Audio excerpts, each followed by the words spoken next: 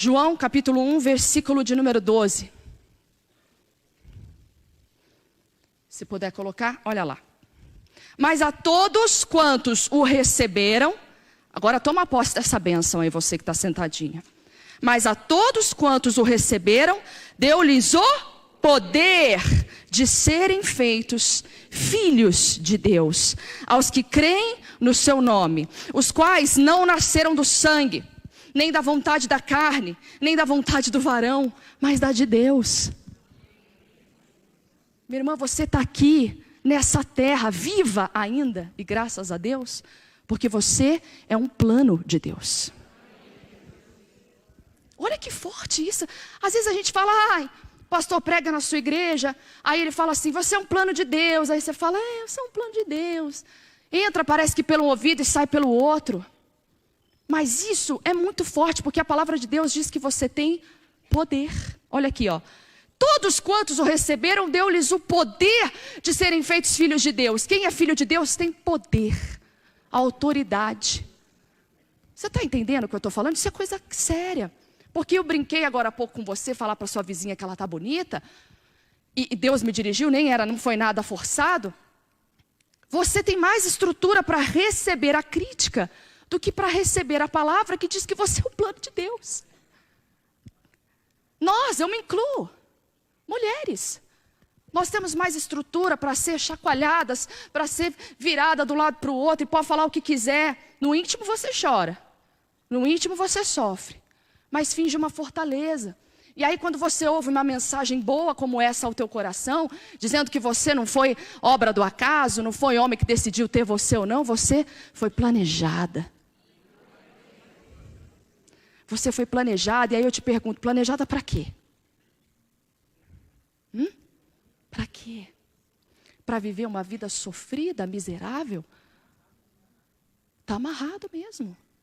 Mas às vezes a gente esquece, foi o que eu falei no início, sobre o evangelho permissivo. Isso não estou falando só de pecado não, o evangelho permissivo é aquele que faz você achar que você nasceu para sofrer mesmo. Que você está passando por uma coisa que você realmente está pagando, ou alguma coisa do tipo.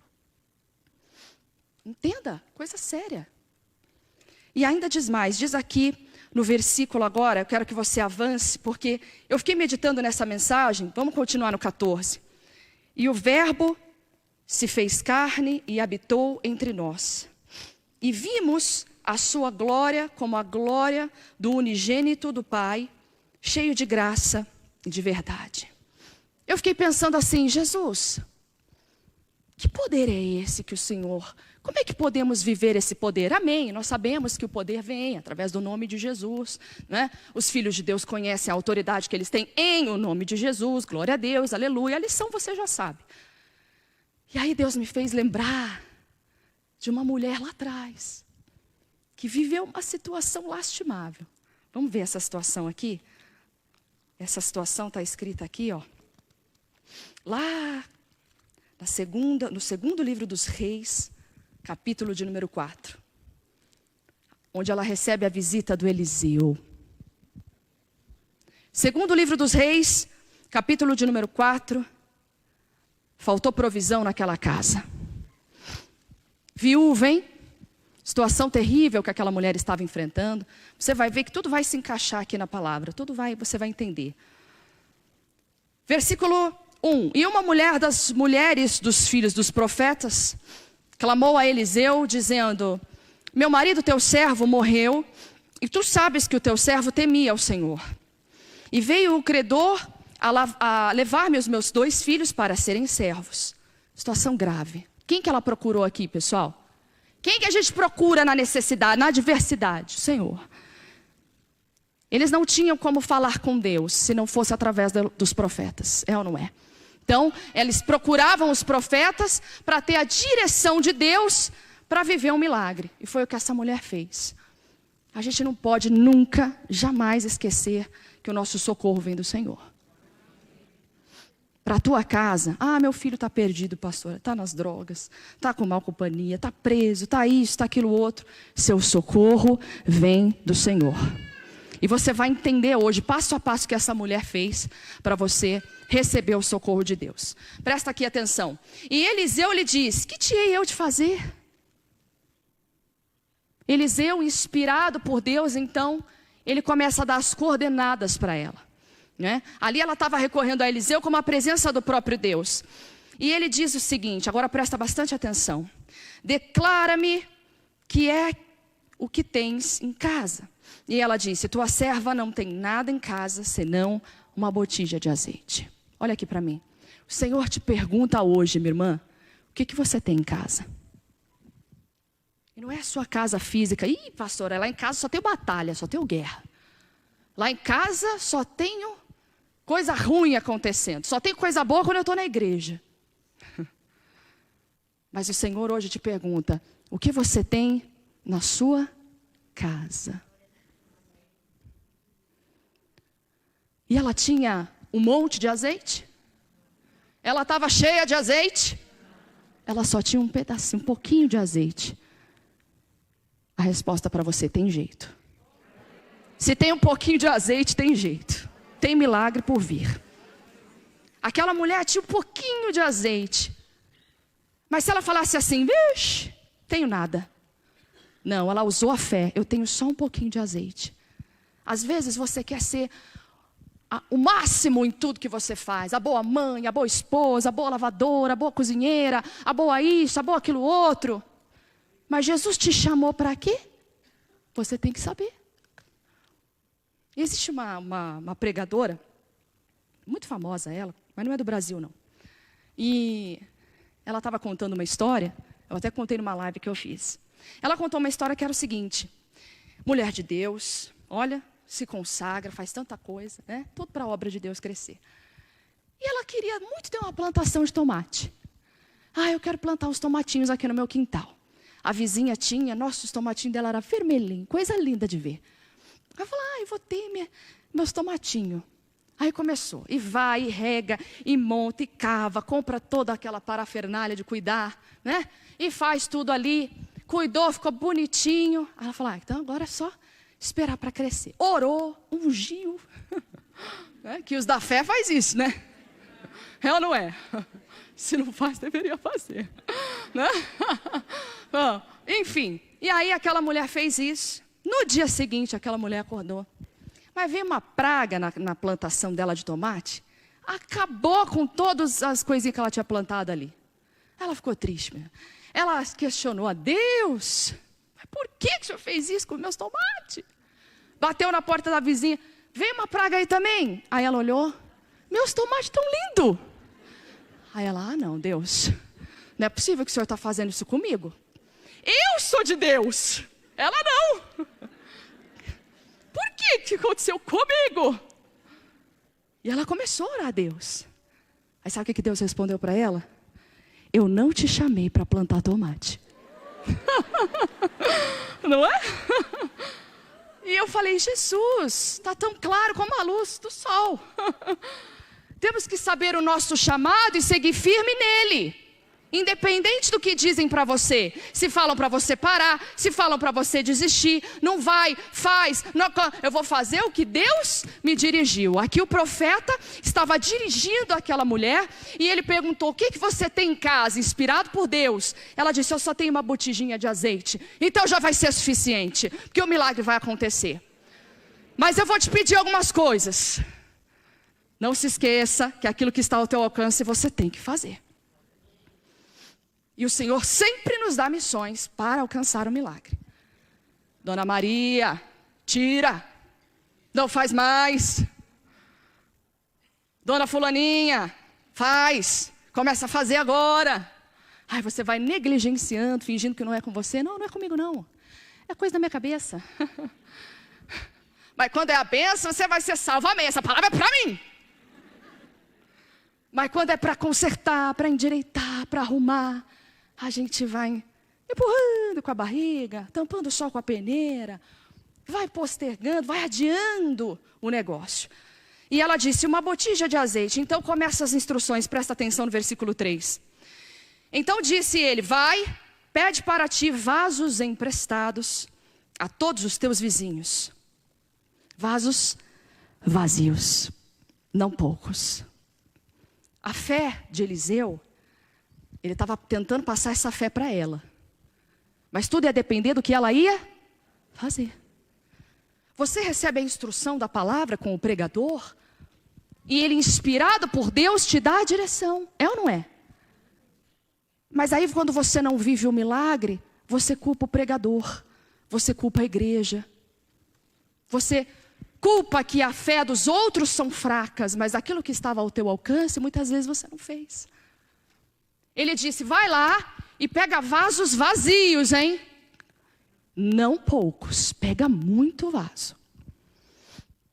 Ou seja, o Eliseu tinha fé para fazer aquilo transportar, encher a casa dela até o teto, deixar até para a rua, né? Então ela pegou conforme a fé dela. Então, conforme a nossa fé, recebemos a medida do nosso milagre. Quem está entendendo? Então, quando ele falou, vai lá e pega um monte de vaso, e o vaso tinha que ser cheio? Vaso vazio. Cuidado para não encher o teu vaso daquilo que Deus mandou encher. Quem vai encher é Deus. Mas não pode ser vaso cheio, não. Não tem como você ser cheio do azeite. Cheia. Cheia do quê? De tudo aquilo que não presta. Cheia de sabedoria humana. Cheia de conselhos errados. Cheia de diz que me diz. Cheia de dúvida, de rancor, de mágoa. Cheia de lembrança de um monte de coisa arada do passado que você carrega até hoje. Deus está falando que Ele quer, para te encher de azeite, Ele quer o vaso vazio. Vai se esvaziar primeiro. E o processo, vamos dizer assim, de esvaziamento, às vezes é um pouquinho doloroso. Às vezes é um pouquinho demorado. Mas enquanto não estiver vazio, não vai ser cheio de azeite. Então ele pede muitos vasos vazios. E olha aqui o que diz em seguida. Então, entra e fecha a porta sobre ti e sobre os teus filhos. E deita o azeite em todos aqueles vasos. Olha aqui para mim, eu acho interessante que o Eliseu não falou assim, ó. Vai lá e pega 400 vasos. Vou repetir novamente. Todo milagre que você vive é conforme a sua fé naquilo que foi ministrado sobre a tua vida. Deu para entender? Ele ministrou a bênção. Pode pegar um monte. E ela estava em 3, hein? Ela e os 2 filhos. Tinha ajuda ali. Tinha ajuda.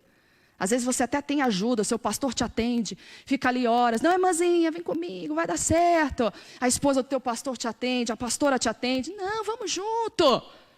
Mas tudo é conforme a tua fé. Não adianta fugir dessa.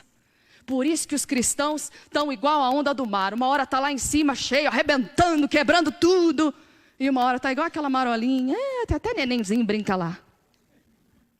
Não assusta ninguém, né? A nossa fé muitas vezes está dessa maneira. Por quê? Sabe por que a nossa fé oscila? Você quer saber o porquê? Quer saber ou não? Você quer saber? Porque a gente se distrai da palavra. Porque ela não muda. A palavra de Deus muda? Uma hora ela diz que você é vencedor, outro dia ela fala que você é um perdedor? Se a gente olhasse só para cá, a nossa fé não ia oscilar. O problema é que a gente olha para o marido chegando bêbado em casa, violento. O problema é que a gente ora, e aí você vê o filho dando trabalho. A gente ora e as portas não se abrem.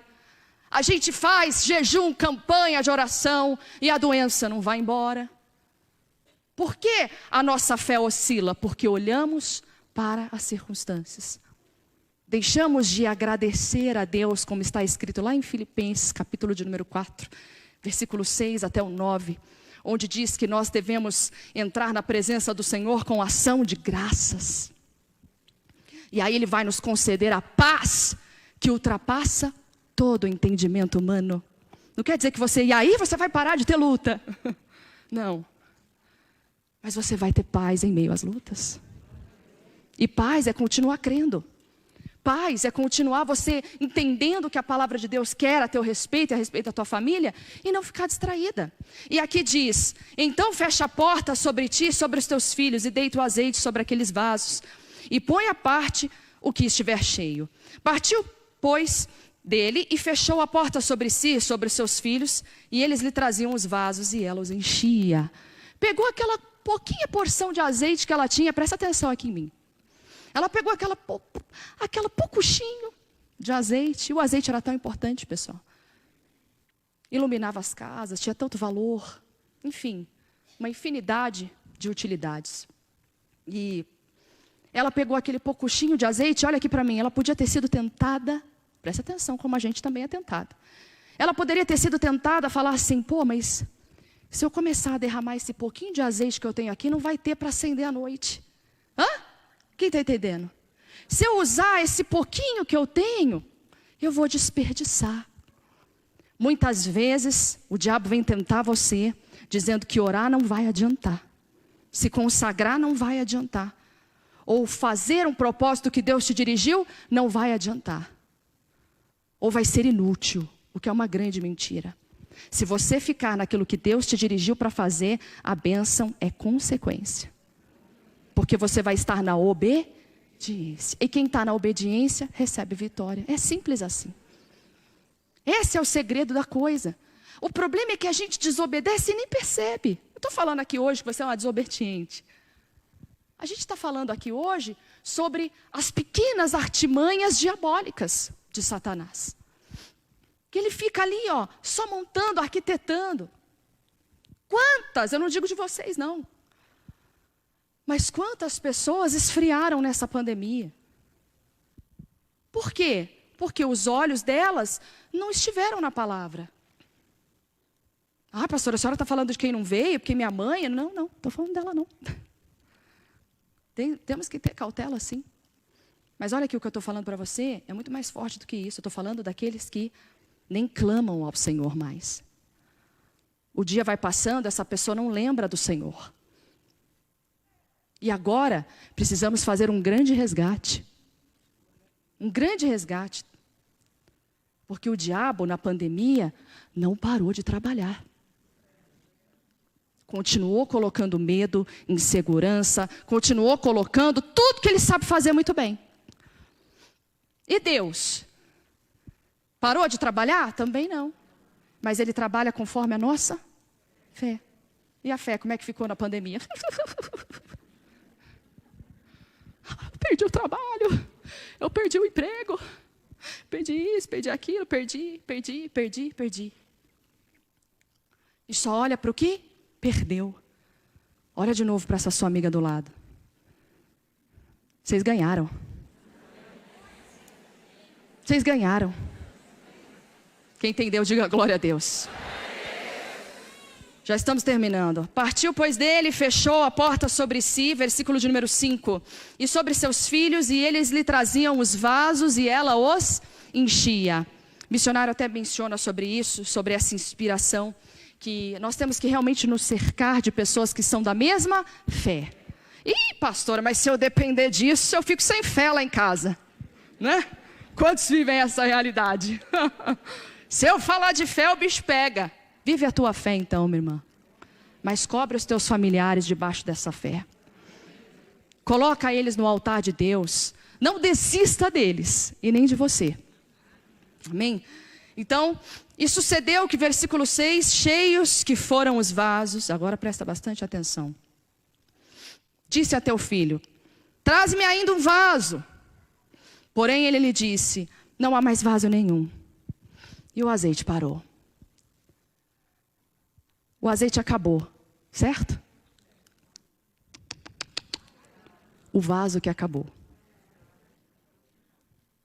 O azeite não ia parar enquanto tivesse vaso. Enquanto você oferecer ao Senhor, oferecer-se ao Senhor como vaso, Ele vai continuar te enchendo de azeite. O azeite nunca acabou. A unção na sua vida, você nunca perdeu. Perdi minha unção, pastora. As coisas foram chegando, o azeite nunca acabou. A questão é que muitas vezes nós dizemos: Pai, não tem mais vaso. O Senhor não pode fazer mais nada na minha vida, eu estou perdida para sempre. Aquilo que eu fiz, aquilo que eu pequei, aquilo que tal, aquilo outro. Primeiro, vasos vazios. Precisa levar vaso vazio. Lembra do que eu falei? Às vezes vai dar trabalho. Limpa o vaso, hein? Deixa ele sequinho aí. Quem é dona de casa aqui sabe, né? Vai limpar um vaso de azeite. E limpa aquele negocinho da brilha. É ou não é? Fica brilhando. Tem que estar o vaso vazio. Tem que estar pronto para Deus colocar do azeite dele. Da unção dele. E então veio ela, versículo de número 7. E fez saber ao homem de Deus. E disse ele: vai, vende o azeite, paga a tua dívida. E tu e os teus filhos vão viver do resto, vivam do resto.